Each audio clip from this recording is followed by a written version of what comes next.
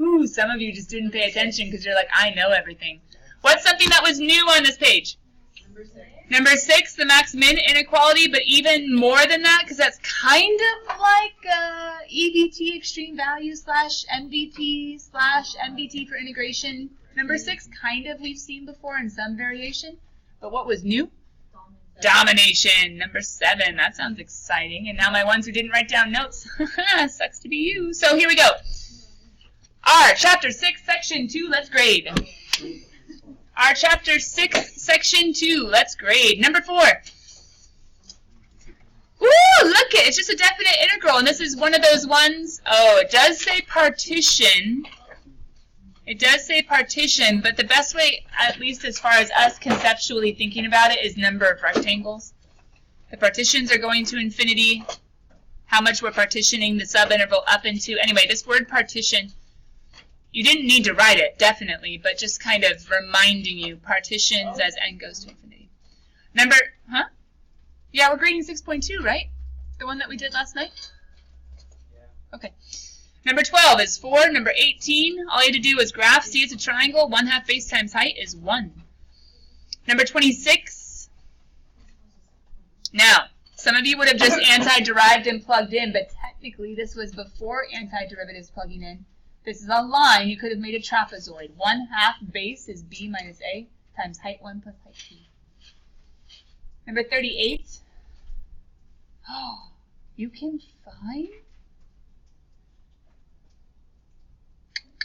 the antiderivative. You can find the area underneath in greatest integer function.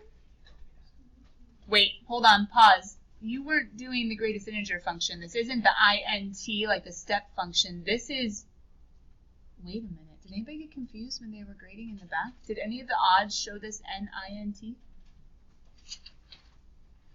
What was your number 38, guys? What were you actually doing? Yeah, using your calculator to solve a definite integral. Guys, this was the old way of numerically integrating, aka finding an integral over an interval. You guys aren't going to see nint because you have that really cool new integral sign that shows up when you go to take an integral, right? So anytime you see nint, all it means is, oh, the definite integral of integrand tangent of x from when x is 0 to pi over 3. Don't be confused by the back of the book. Just throw in your integral and numerically integrate. NINT is numerically integrating. So they're using a numerical, aka numeric integrating. Riemann sums are numerically solving for area because you're actually doing, like plugging in and getting values and solving. Numerically integrating is basically using approximation techniques in order to find to so many decimals of accuracy the correct answer. So when your calculator is doing an integral, it is not doing calculus.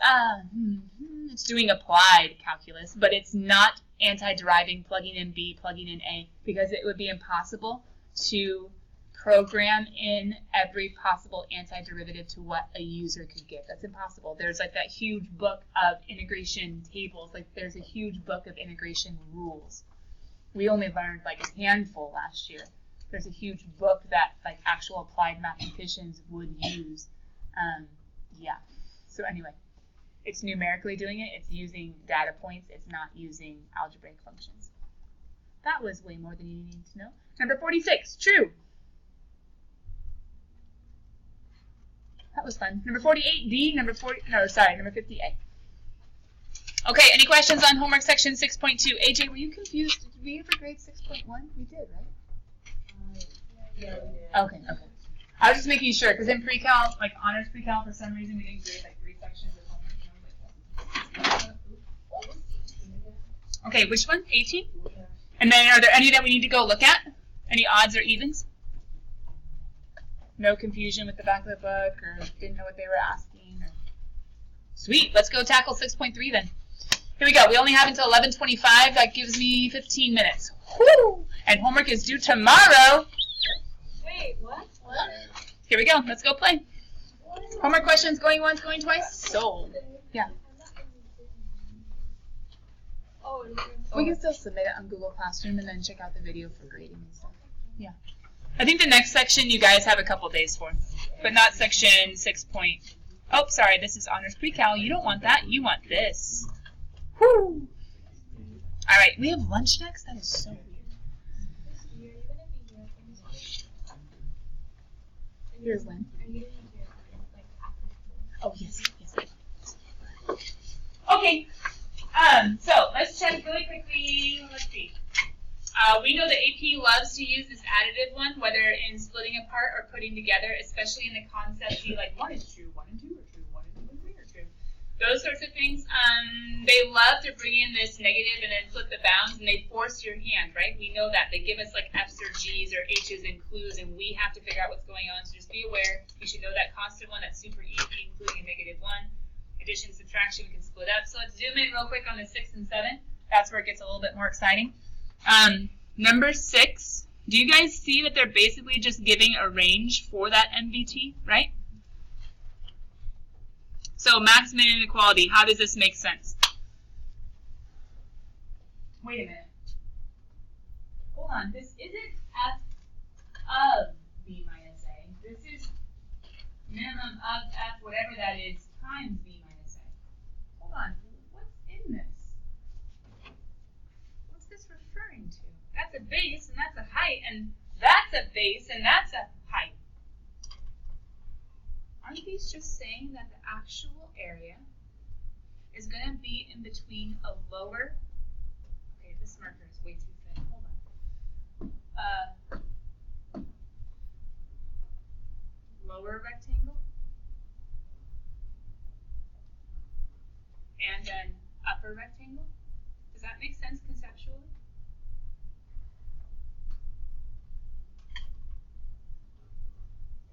If I take the highest that F can go and make a rectangle, it might be the left, it might be the right, it might be a midpoint, it might be something else in between.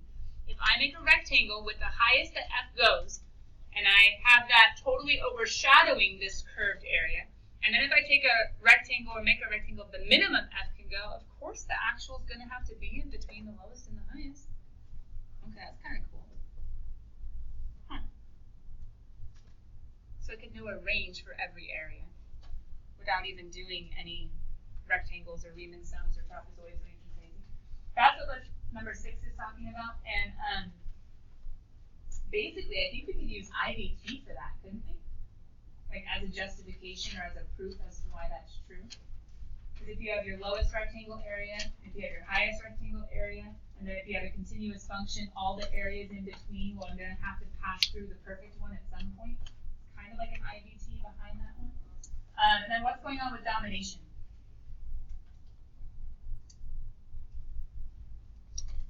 What's the given? Yeah. This first statement is the given. This is kind of like the if. If f of x is greater than or equal to g of x, the wording, it would have been nice if they threw an if or threw a given in it. If your f is always higher or equal to your g, then your area on that said interval for f is going to be greater than or equal to g.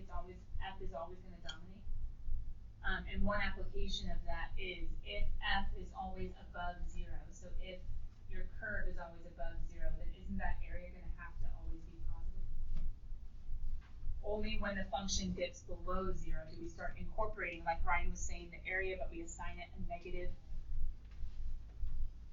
Do we start having this possibility of an overall change being even possible? Anyway, okay, so domination, that's kind of new. We have the maximum inequality, that's kind of new. But then moving on. Yeah. What does it mean when it says f of x is greater than or equal to g of x? It's just an if.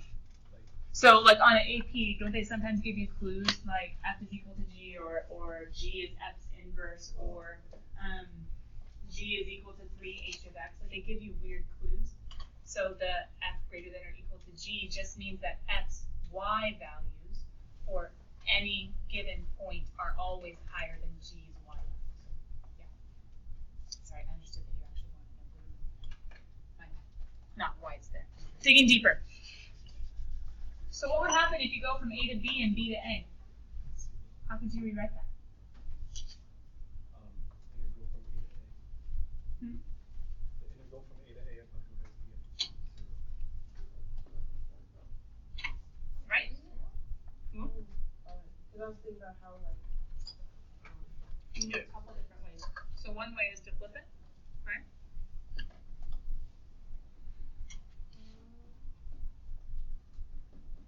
But then, Kevin, you were thinking of a different way.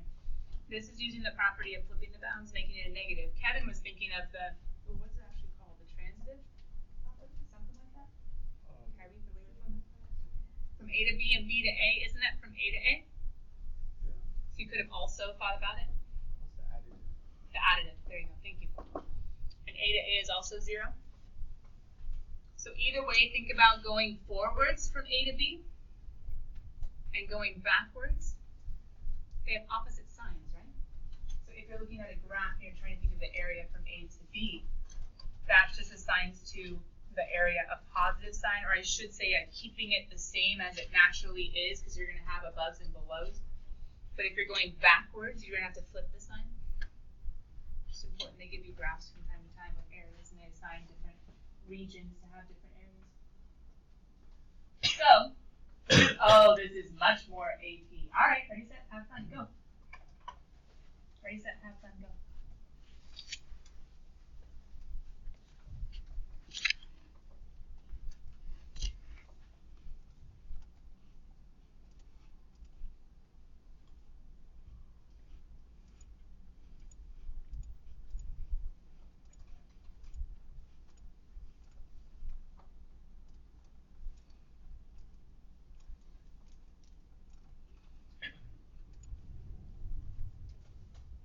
Can't give you tons of time.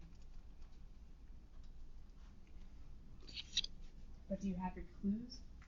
1 to 2 of F, -4, 1 to 5 of F, 6, 1 to 5 of G, 8. To be honest, I like it better when they give us this in pictures and graphs, but they gave it to us in algebraic notation.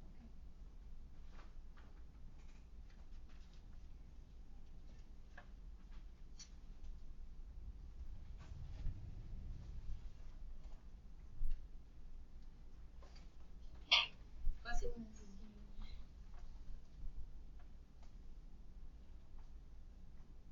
guys have your clues? 1 to 2 of F is -4, 1 to 5 of F is 6, 1 to 5 of G is 8. So how do I go 2 to 2 of G? Got him. How do I go 5 to 1 of G? Got him. We're going backwards, no big deal. How do I go 1 to 2 of 3 times F? So 3 comes out, and then I have -4, and 3 and -4 is -12. This isn't bad. How about 2 to 5 of F? Because 6 minus -4, right? I have the entire 1 to 5. Take away the 1 to 2, but taking away a negative is actually adding a positive, hence. How about F minus G from 1 to 5? That's easy. I just take the 6 and I take the 8 and I subtract them, right? How about 1 to 5 of 4? F minus G. Oh, no big deal. Take the F, multiply by 4, yeah? 24, and 24 minus 8 is just going to end up being 16. I'm going to zoom in a way that you can see those that we just did. I'm just going down to number 8 so we can see it a little bit better. Yeah. A? Oh, whenever you're going from A to A, you're not actually covering any area. So conceptually, A to A is one sliver in space that has no depth, so no area, so 0. But we do memorize from A to A if anything is 0. Okay, number 8. Show that the value of, whoa, lies between. Oh, the AP could totally do something and actually expect us to need to show that. How do we show that? Well, what about that max min one? Number 6 property on the page before. Right? Where's going to be the min of x plus 8 and the max of square root of x plus 8? What kind of function is this? Basic graph behavior. Isn't he just a... Oh. So he's strictly increasing, so where's his highest? At the end. Where's his lowest? At the beginning. my min is going to be at, wait, what am I looking at? 0. So isn't my min going to be at 0 and my max going to be at 1 because this is a strictly increasing function? So what's the lowest that this value goes?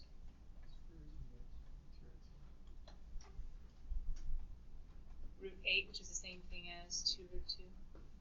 And then what's the highest? Plug in 1. Isn't that square root of 9, which is just 3? So couldn't we use that max min inequality? Saying something to the effect of, if we had to actually flush this out, that square root of x plus 8 is a continuous function on the interval 0 to 1. So therefore the area is going to have to lie between the minimum rectangle, maximum rectangle, or just show the math. Between the min of f times, well, the min value times 0 to 1 is a space of 1. So you go ahead and do that whole min of f is 2 root 2 times 1, because that's my b minus my a. It's going to be less than or equal to my 0 to 1 of my x plus h. Less than or equal to my, oh, sorry, my max of f times b minus a. This was like from 0 to 2 or 0 to 4 or 0 to 6. That would definitely change my bases. Anyway, that's just using property number 6. No big deal. And I didn't do all the math, but that's because I know this function. You know this function. He's strictly increasing. We can use that as a definition of, where the min is and where the max is. Yeah.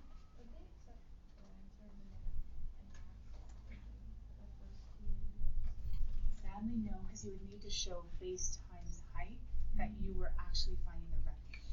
But knowing the AP, they wouldn't have gone from 0 to 1, they would go from like 0 to 2. So then you would have gotten it wrong if you had just done the original. Or I should say, wouldn't have gotten all the points. This is where the funnel problem was supposed to go. After the average value of an integral. That's why Twid said the other day, why is that average value? Anyway, that's okay. Average value of an arbitrary function over an interval. Average rate, maybe, but maybe it's the average temperature. Maybe it's the average amount of snow that fell. Maybe it's not a rate. Maybe it's something where it's like, I want the average of what I already have. Whenever you have, or need, whenever you need the average of a quantity you already have, we have to do this accumulation idea. The accumulation idea needs an integral. It's easy when we're doing an average of test scores. Add them all up, divide by. You're accumulating the overall scores and then dividing by how many separate. But you cannot do that when dealing with area. You can't actually find all the different possible values. It could be at all these different infinitely many times, because all the times between like 9 o'clock and 10 o'clock, there are infinitely many if you go down to the point 0, 0, 0, 0, 0, 0, 0, etc. seconds. It's impossible. But with an integral, oh, I can do that. So the idea is, the whole averaging idea that's so basic from so long ago that almost every math student remembers, add up, divide by the number of. It's technically a Riemann sum where you're dividing by the number of and you're taking the sum of, and we just need that sum to go into infinitely many partitions to be able to actually accumulate it all. Anyway, all that leads us to a little baby formula that you need to use whenever averaging what you already have. Anyway, it's just a snazzy connection that I talk about in AB, but in BC, maybe you can actually see. So what are you given? If you're given the quantity that needs to be averaged. If you're given velocity, you need the average velocity. If you're given temperature, you need the average temperature. You have to accumulate, and the only way to do that is with an integral. What else is in this section? MVT. Oh, all these formulas that were on forever cards last year, right? There we go. MVT, all these forever cards that were, well, that were there last year. Still are, hopefully this year. Wait a minute. MVT looks an awful lot like average value because it is. MBT always the instantaneous equals the average, or the actual equals the average? So f of c, which remember, quick note that a lot of you guys tend to forget. If you're solving for c, you have to plug in. Kind of like MBT, a lot of people forget to actually take the derivative and find the x value. They just find the average side of the equation and they stop. You got to go looking for which c the function will equal. But the alternate form is multiplying that b minus a to the other side, which is when we get that whole, the area will equal one of the perfect rectangles somewhere in between. Just another way of seeing it. It means the exact same thing. Guys, I know, today was quick. Today was fast. If we didn't have our forever cards, believe me, I would never dream of going that fast. But check it. What's the very last page before I say go? Antiderivative. And all that says is, hey, now you can actually start solving your integrals. E to the 0 is, or, hey, that's x cubed from -1 to 2. You're seeing the idea of the fundamental theorem of calculus technically in this book for the first time. So, we have a couple forever cards. There was some depth behind it. We have a couple new properties, domination and maximum. But then you're just anti-priming. I think we didn't have homework to do. And it's not that bad. Does that make sense? Yeah. Alright guys, homework due tomorrow, and wait, wasn't the bell supposed to? 20 minutes. No, 11:25. Oh, we have silly clock. I can't read time.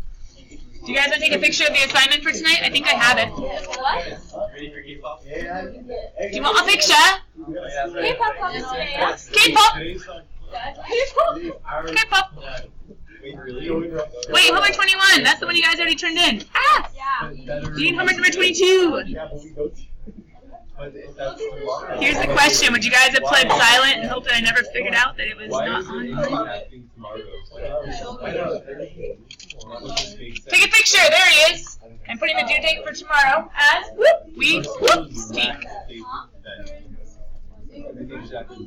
Happy lunchtime. Get out of here. Go get in line early. Bye, guys. No. Oh, no. No, Oh,